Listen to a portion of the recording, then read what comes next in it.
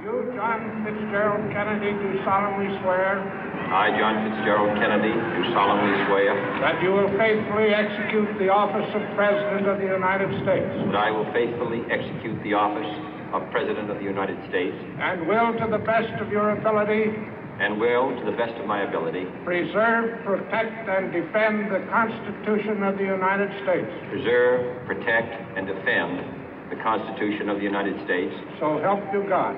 So help me God.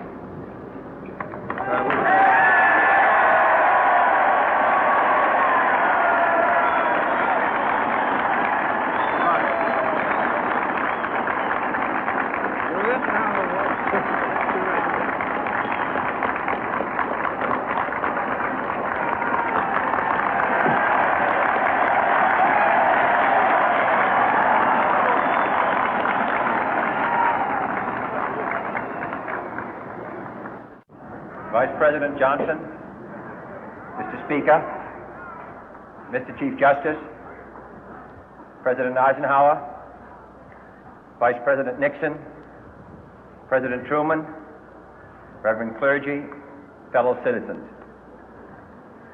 We observe today not a victory of party, but a celebration of freedom, symbolizing an end as well as a beginning, signifying renewal as well as change. For I have sworn before you and Almighty God the same solemn oath our forebears prescribed nearly a century and 3/4 ago. The world is very different now, for man holds in his mortal hands the power to abolish all forms of human poverty and all forms of human life. And yet the same revolutionary beliefs for which our forebears fought are still at issue around the globe. The belief that the rights of man come not from the generosity of the state, but from the hand of God. We dare not forget today that we are the heirs of that first revolution. Let the word go forth from this time and place to friend and foe alike that the torch has been passed to a new generation of Americans born in this century, tempered by war, disciplined by a hard and bitter peace, proud of our ancient heritage, and unwilling to witness or permit the slow undoing of those human rights to which this nation has always been committed and to which we are committed today at home and around the world.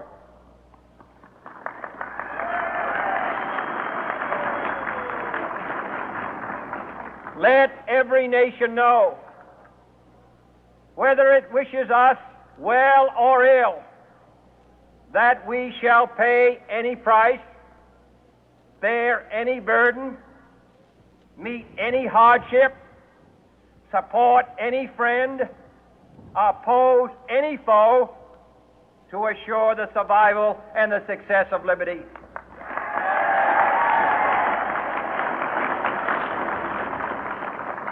This much we pledge and more.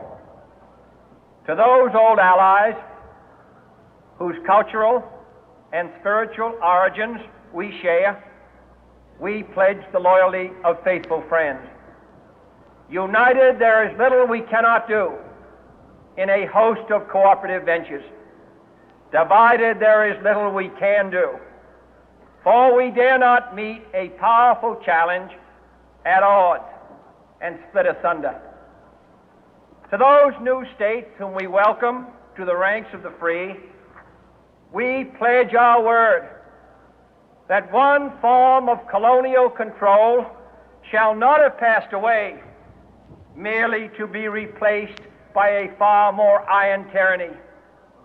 We shall not always expect to find them supporting our view, but we shall always hope to find them strongly supporting their own freedom, and to remember that in the past, those who foolishly sought power by riding the back of the tiger ended up inside.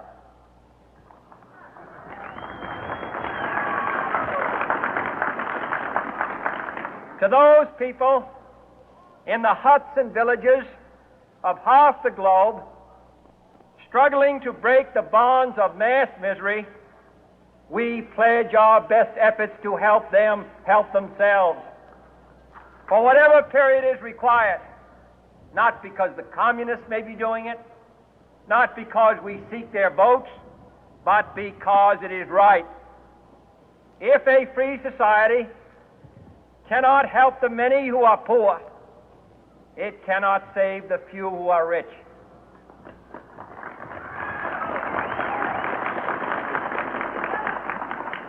To our sister republics south of our border, we offer a special pledge to convert our good words into good deeds, in a new alliance for progress, to assist free men and free governments in casting off the chains of poverty. But this peaceful revolution of hope cannot become the prey of hostile powers.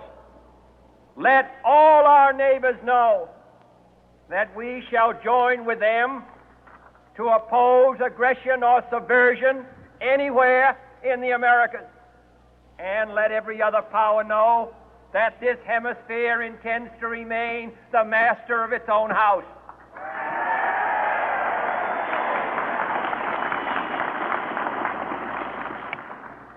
To that World Assembly of Sovereign States, the United Nations, our last best hope, in an age where the instruments of war have far outpaced the instruments of peace, we renew our pledge of support to prevent it from becoming merely a forum for invective, to strengthen its shield of the new and the weak, and to enlarge the area in which its writ may run.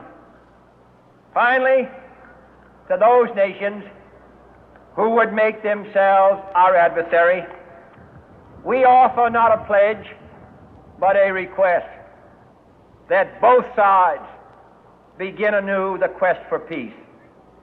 Before the dark powers of destruction, unleashed by science, engulf all humanity in planned or accidental self-destruction, we dare not tempt them with weakness, for only when our arms are sufficient beyond doubt can we be certain beyond doubt that they will never be employed. But neither can two great and powerful groups of nations take comfort from our present course, both sides overburdened by the cost of modern weapons, both rightly alarmed by the steady spread of the deadly atom, yet both racing to alter that uncertain balance of terror that stays the hand of mankind's final war. So let us begin anew, remembering on both sides that civility is not a sign of weakness, and sincerity is always subject to proof. Let us never negotiate out of fear, but let us never fear to negotiate.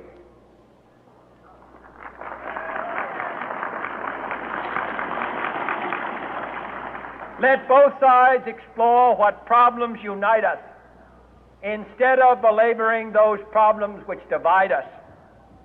Let both sides, for the first time, formulate serious and precise proposals for the inspection and control of arms, and bring the absolute power to destroy other nations under the absolute control of all nations.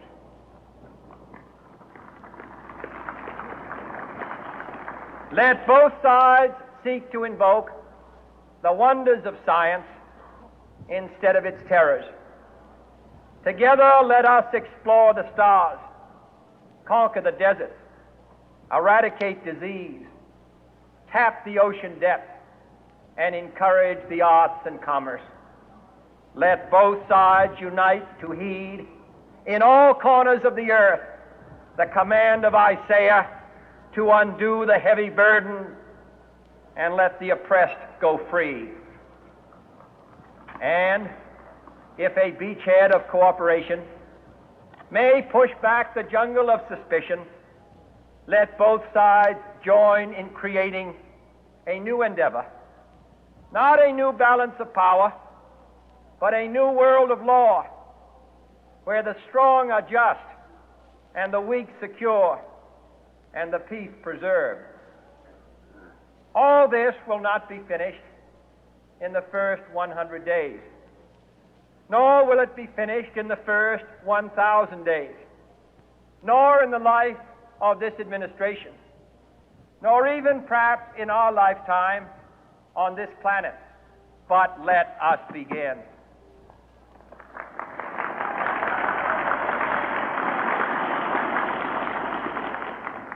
In your hands, my fellow citizens, more than mine, will rest the final success or failure of our course. Since this country was founded, each generation of Americans has been summoned to give testimony to its national loyalty.